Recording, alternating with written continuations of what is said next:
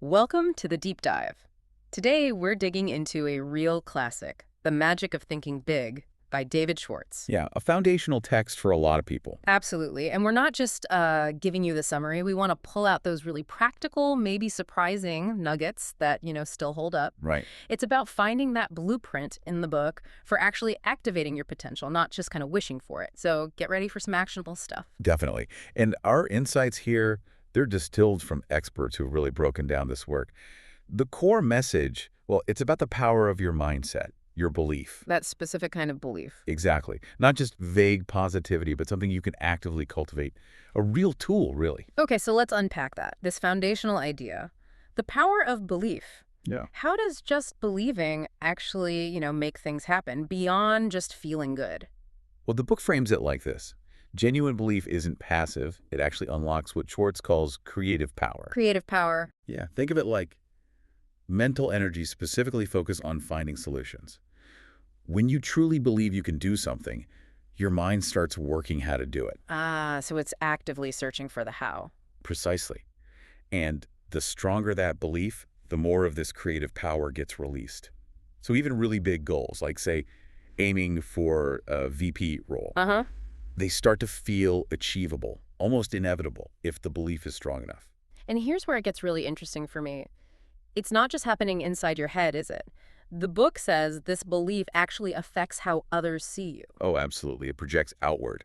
There's this McKinsey Foundation study mentioned. Right, I remember that part. Yeah, it found that leaders across all sorts of fields, business, government, science, even religion, the number one trait they looked for was this sheer desire to get ahead. Which comes from belief. Directly. That belief is what fuels your motivation when things get tough. And crucially, it signals to everyone around you, hey, this person isn't going to quit. That makes people want to back you, to invest in your journey. Okay, so belief is foundational. Now, we always hear knowledge is power, but this book draws a really sharp line between, memorizing facts and creative thinking. What's the difference there, and why does it matter so much? It's a great point. The book uses this analogy. Fact memorization is like storing stuff in old boxes in a garage. Huh, yeah, dusty. Exactly. You only pull it out when you specifically need that one fact. It can make your thinking kind of rigid. Okay. Creative thinking, though, that's different. It's about actively finding new solutions, figuring out better ways to do things. It makes your mind flexible, adaptive. So successful people focus more on the creative part. That's the argument. While facts are important, they prioritize sharpening that creative problem-solving muscle over just hoarding information. So if creative thinking is the goal, not just rote learning, Yeah. how do we actually boost that skill? What are the practical steps? The book lays out 3 key actions. First, just be really receptive to new ideas, like genuinely open. Okay, don't shut things down immediately. All right. Second, grab opportunities to try new things, as many as you can. Get outside your comfort zone. Makes sense. And third, this is a specific practice.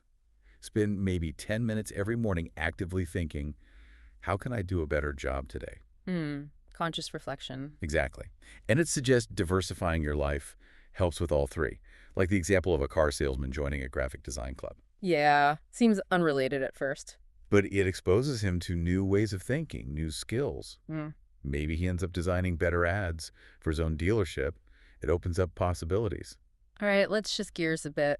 Negativity, it's everywhere, isn't it? Yeah. News, ads making you feel like you're not enough. Sometimes even friends saying, oh, you can't do that. It feels so normal. It does feel normal, but the book argues it's incredibly damaging. It calls negative thoughts mental monsters. Ooh, vivid. Yeah. And the idea is if you feed them, they get stronger and stronger until they just crowd out the positive thoughts. They literally hold people back. So people who are always saying it can't be done Are almost always, according to the book, unsuccessful or just average. Their negativity becomes a self-fulfilling prophecy. Okay, so the advice is clear. Get rid of the negativity. Easier said than done, though. How? What's the method? It offers a really powerful technique, actively thinking and acting positively every day, specifically by writing yourself a sell yourself to yourself commercial. Like a commercial, like a pep talk. Exactly, a Yeah. personalized one. You remind yourself of your best qualities, Yeah. what makes you stand out. The book suggests actually saying it out loud in private each day Wow. Okay. and reading it silently a few times too. Imagine like a teacher realizing, hey, I'm really good at making my students laugh. Putting that in their commercial. Uh-huh. That could seriously boost their confidence, make them more willing to try new things in the classroom. It reframes your self-perception. That's quite practical. Okay, so we've talked mindset. Now what about other people? The book strongly emphasizes that success isn't a solo act, right? No one is an island. How should we approach our interactions? It starts with a really fundamental shift in perspective, realizing that other people are basically just like you. Meaning? Meaning they have their own stuff going on, their own insecurities, their own motivations. They're reacting based on their life circumstances. So the key is to treat everyone as important. Treat them how you want to be treated. The golden rule, essentially. Pretty much. But the book argues this isn't just about being nice. It directly leads to getting support back. It says you get lifted to the top by your peers, and even those working under you, if you treat them with respect. Okay, so treating people well is crucial.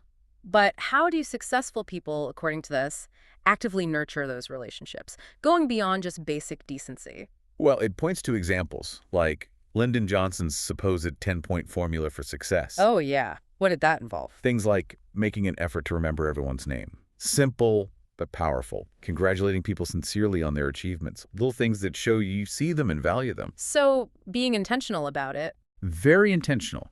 The core message is, treat every single interaction as potentially important for your future. You never know who might play a key role down the line. It encourages proactive relationship building. That leads nicely into the idea of environment. Just like you are what you eat for the body, the book says your mind is shaped by what it consumes, your mind food. Exactly. It's a powerful analogy. If you hang around gossips all the time, guess what? You start gossiping. Right. But if you surround yourself with positive, ambitious people, that rubs off too. The advice is to consciously create a high-quality environment. And that's not just work, right? It's everything. Everything. Home, study space, work. Your social circle, even how you spend your leisure time. Make sure these environments encourage growth. So seek out successful people for advice. Yes, and importantly, choose friends who not only have their own ambitions, but who also genuinely believe in your ambitions. That supportive belief is key. Beyond the external environment, there's our internal attitude. Yeah. The book says it's always speaking for us, even silently. Why is that so critical? Because attitudes are like mirrors of the mind, and people pick up on them instantly. It's like an evolutionary skill we have, sensing someone's underlying disposition. Right, you can often feel someone's vibe. Exactly. And a positive attitude just leads to better results, better interactions. People respond more favorably. So how do you cultivate that positive attitude, according to the book? It gives a few ways. One is always doing what you genuinely believe is right, morally. That builds deep confidence because it reduces guilt and inner conflict. Okay, integrity. Yeah. Another is looking your best. Taking care of your appearance actually makes you feel more important, and people treat you as more important. Interesting, the dress for success idea. Sort of, but it's more about the internal feeling it generates. And maybe the most vital one, truly believing that what you're doing with your life matters, that it's worthwhile. That's a constant source of confidence and positivity. Now let's tackle the big one, fear. The book calls it the #1 enemy of success. How do we fight back? First, it acknowledges fear is real. It can be self-made or it can be, legitimate worries. And yeah, it can absolutely stop you in your tracks. We all feel it. Fear of failure, fear of what people think. Exactly. It even talks about the fear of other people, reminding us that nobody is born as Superman. We're all just human. The antidote it proposes, confidence. Confidence is the cure for fear. It's presented like an immune system. Yeah. The more confidence you build, the less power fear has over you. Okay, but what if you don't feel confident, especially in scary situations? How do you build it? Just think confident. Not just think it, act it. This is a key insight. Act confident, even if you're faking it initially. Fake it till you make it. In a sense, yes. The idea is you can actually influence your feelings by changing your behavior. So the book suggests concrete actions. Sit in the front row in meetings or classes. Ooh, bold. Make more eye contact.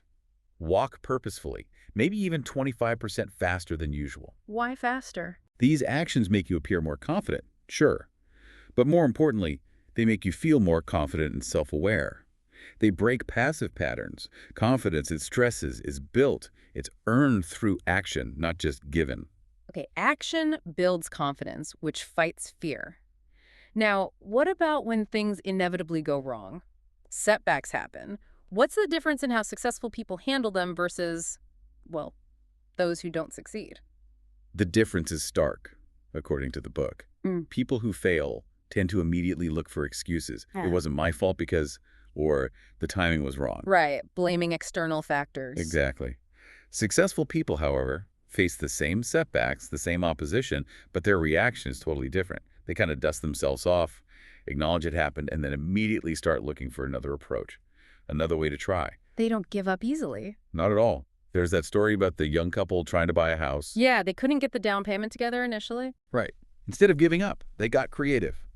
Found a private loan, slashed their spending, took on extra work. They didn't let the obstacle win. They found a way around it. So resilience is key. Oh. But how do you actually learn from those setbacks, not just bounce back? How do you turn a failure into fuel? It lays out a two-step process. First, have a clear, workable plan for your goal. Steps, methods, expected outcomes, maybe modeled on people who have succeeded before you. Okay. A roadmap. Yes. Then, second, and this is crucial, you have to meticulously study every setback, every mistake. No sweeping it under the rug. Like an autopsy. Exactly. The book uses analogies like doctors doing autopsies or aviation authorities studying crashes.